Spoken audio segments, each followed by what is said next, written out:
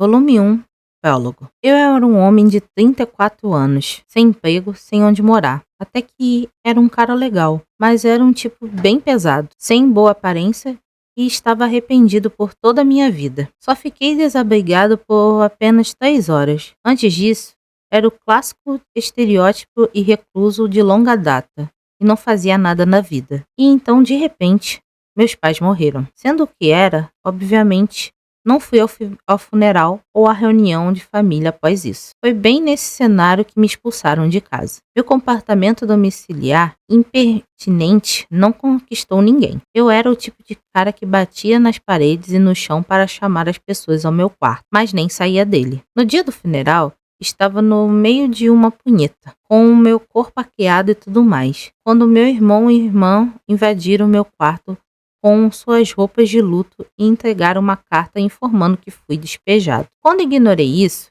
meu irmão mais novo esmagou o meu computador, que eu valorizava mais do que minha vida, com um taco de metal. Enquanto isso, meu irmão mais velho, faixa preta de karatê, ficou cego de fúria e começou a me bater. E eu só deixei rolar, soluçando feito um inútil o tempo todo, esperando que acabasse logo. Mas meus irmãos se esforçaram a sair de casa com nada além do que minhas roupas que eu usava. Eu não tinha escolha a não ser vadiar pela cidade, tentando cuidar da dor latejante que sentia na lateral do meu corpo. Pelo visto, eu tinha quebrado alguma coisa. As palavras mordazes que lançaram para mim quando saí de casa chegaram aos meus ouvidos pela primeira vez na vida. As coisas que disseram me deixavam uma fúria profunda. Eu estava com o coração completamente e totalmente partido. O que infernos fiz de errado? Tudo o que fiz foi não ir ao funeral dos nossos pais para bater uma enquanto eu vi um pornô de Lori sem censura. Então, o que diabos deveria fazer agora? Eu sabia a resposta. Procurar um emprego integral ou meio período. Encontrar um lugar para morar e comprar alguma comida. A questão era como. Eu não fazia ideia de como começar a buscar por um emprego. Bem, certo, eu sabia o básico. O primeiro lugar que eu deveria procurar era uma agência de empregos.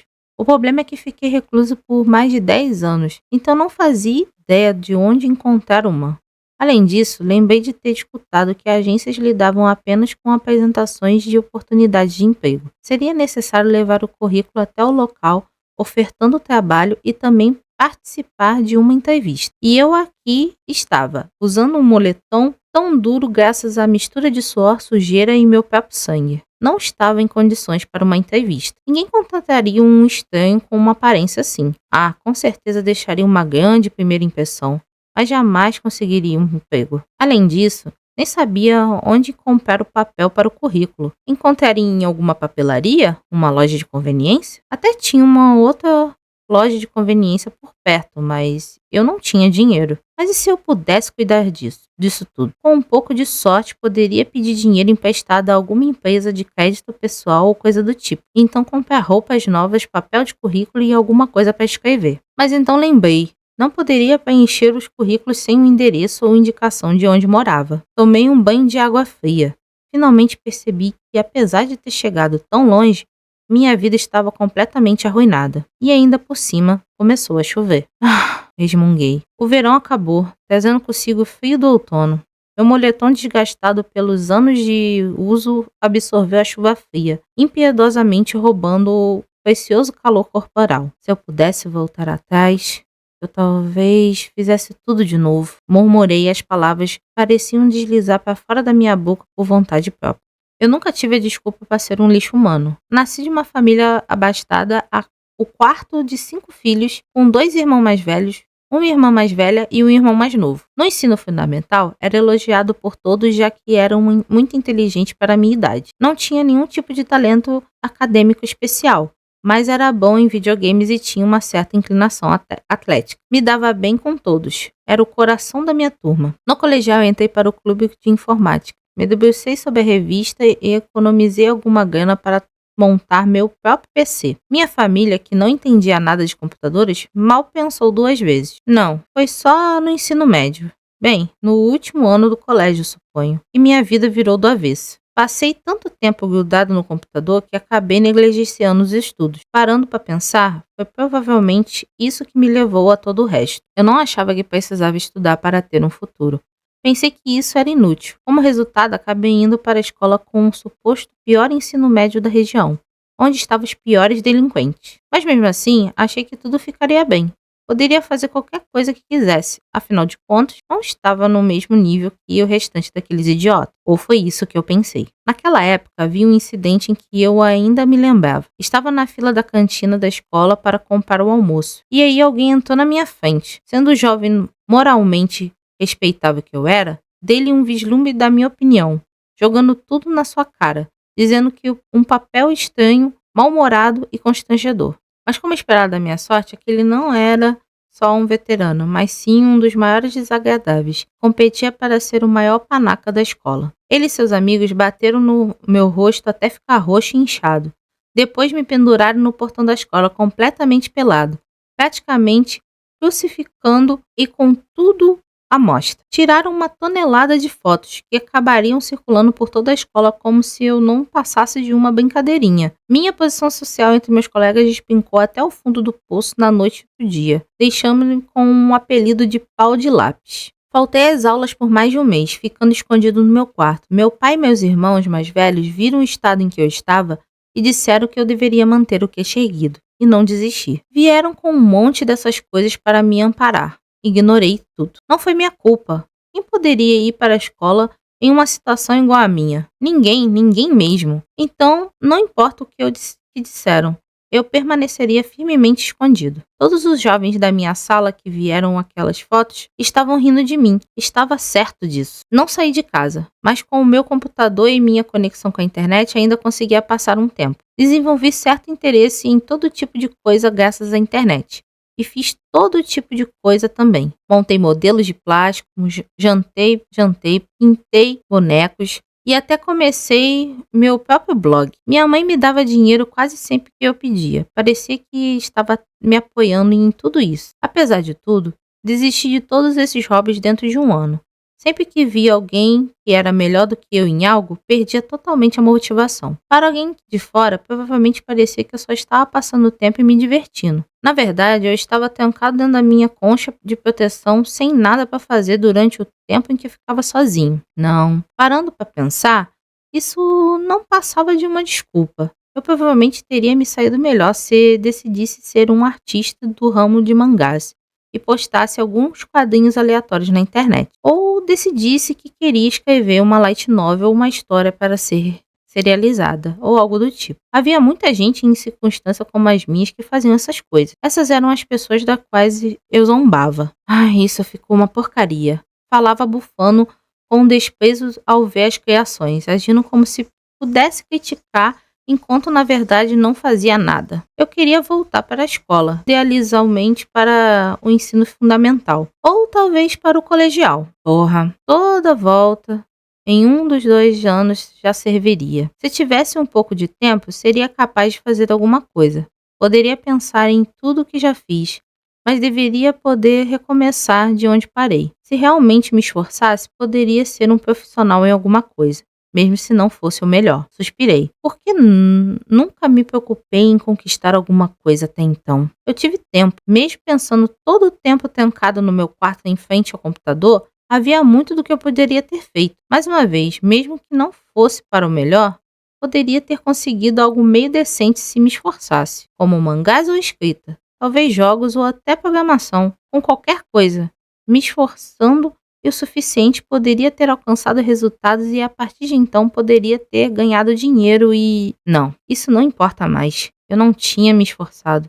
Mesmo se eu pudesse voltar no tempo, só ficaria tropeçando de novo. Teria parado no meio do caminho graças a algum outro obstáculo. Não tinha conseguido passar por coisas pelas quais pessoas normais passavam sem nem pensar, e é por isso que eu estava onde estava agora. De repente, no meio da chuva, ouvi pessoas discutindo. Soltei um breve murmúrio. Alguém estava brigando. Isso não era bom. E eu não queria me envolver com esse tipo de coisa. Mesmo quando pensava nisso, ao mesmo tempo meus pés continuavam me levando naquela direção. Olha, é você que... Não, é você que... O que vi quando eu dobrei a esquina foram 3 garotos estudantes do ensino médio no meio de que era obviamente uma briga de amantes. Havia 2 garotos e uma garota, vestidos as agora raras jaquetas de tsundere e um terno de marinheira, respectivamente. A cena era quase como um campo de batalha, como um dos meninos, um sujeito mais alto que o normal, em uma discussão verbal com a garota. O outro tinha se colocado entre os dois na tentativa de acalmá-los, mas seus esforços foram completamente ignorados. Eu já estive em uma situação parecida. Essa visão trouxe velhas memórias à tona, de volta ao colegial. Eu tinha uma amiga de infância que era realmente fofa. E quando digo fofa, quero dizer que era a quarta ou quinta mais fofa da turma. Ela tinha o cabelo bem curto, já que praticava do time de atletismo. De cada 10 pessoas por quem ela passava na rua, pelo menos 2 ou 3 viraram para olhá-la. Além disso, tinha um anime do qual eu era super fã na época. Então achei que o cabelo curto combinava muito bem com a garota do time do atletismo. Ela morava por perto, então estivemos na mesma turma várias vezes, do ensino fundamental ao colegial. Até o colegial, muitas vezes inclusive, voltávamos para casa juntos. Tivemos muitas chances de conversar, mas acabamos discutindo bastante. Eu a fiz algumas coisas lamentáveis. Hoje aguento inclusive 3 rapidinhas seguidas quando vejo os gêneros de ensino fundamental, amiga de infância e equipe de atletismo. Parando para pensar no assunto, ouvi rumores de que ela tinha se casado há alguns 7 anos. E por rumores, quero dizer que ouvi meus irmãos conversando a respeito na sala de estar. Nosso relacionamento certamente não foi ruim. Nós conhecíamos desde que éramos pequenos, então fomos capazes de conversar bem abertamente. Acho que ela nunca teve uma queda por mim, mas se eu tivesse estudado um pouco mais e ingressado na mesma escola que ela, ou se eu tivesse entrado em um time de atletismo e conseguisse uma admiração especial, isso poderia funcionar. Então, se contasse como me sentia, talvez pudéssemos ter acabado namorando. Enfim, sempre brigávamos no caminho de casa, igual a essas 3 crianças. Ou, se as coisas tivessem dado certo, poderíamos nos agarrar e fazer coisas impróprias em uma sala vazia após a aula acabar. Merda, isso parece até o enredo de algum simulador de encontros que eu devo ter jogado. E então, notei uma coisa. Havia um caminhão correndo na direção ao grupo de estudantes. O motorista estava caído sob o volante, dormindo. As crianças não tinham percebido. Ah, ei, olhem, cuidado! Gritei, ou ao menos tentei. Mal falei em voz alta por mais de uma década. As minhas cordas vocais, já fragilizadas, se comprimiam ainda mais graças à dor nas costelas e ao frio da chuva. Tudo que pude soltar foi um grito patético e vacilante que se dissipou no barulho da chuva. Eu sabia que precisava ajudar. Ao mesmo tempo, eu não sabia como. Sabia que se não os salvassem, iria me arrepender dentro de 5 minutos. Eu tinha certeza de que os 3 adolescentes virando panqueca debaixo de um caminhão em alta velocidade era algo que eu não queria ver. Era melhor salvá-los, eu precisava fazer alguma coisa. De acordo com as probabilidades, eu acabaria morrendo na sarjeta, mas achei que ao menos conseguia um pouco de consolação. Não seria ruim. Não queria passar meus momentos finais ofegando em arrependimento. Cambaleei quando comecei a correr. Com mais de 10 anos mal me movendo, minhas pernas demoraram a reagir. Pela primeira vez na vida, pensei que seria bom ter me exercitado mais. Minhas costelas quebradas enviaram um surpreendente sinal de dor pelo meu corpo, ameaçando me parar. Pela primeira vez na vida, queria também ter consumido mais cálcio. Mesmo assim, corri. E fui capaz de correr. O garoto que estava gritando percebeu o caminhão chegando e chamou a garota para perto dele. O outro garoto, que tinha desviado o olhar e ainda não tinha visto o caminhão, o agarrei pelo colarinho e puxei para trás com todas as minhas forças. Depois o empurrei para longe do caminho do veículo. Bom, agora só faltavam os outros 2. Naquele instante vi um caminhão bem na minha frente. Simplesmente tentei jogar o primeiro garoto em um lugar seguro. Mas em vez disso eu troquei de lugar com ele, ficando em perigo. Mas isso era inevitável, e eu não tinha nada a ver com o fato de eu pesar mais de 100 quilos. Correndo a toda velocidade, simplesmente demorei para parar. No instante anterior, ao contrário com o caminhão, uma luz fluorescente atrás de mim.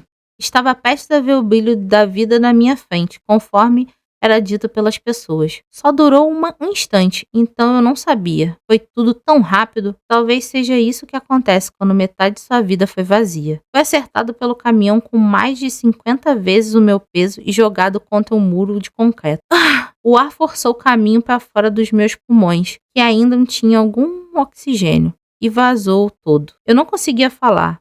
mas não estava morto. Meu enorme volume de gordura deveria ter me salvado. O problema foi o fato de que o caminhão ainda estava em movimento, e ele me prendeu contra o concreto, me esmagando feito um tomate. E então eu morri.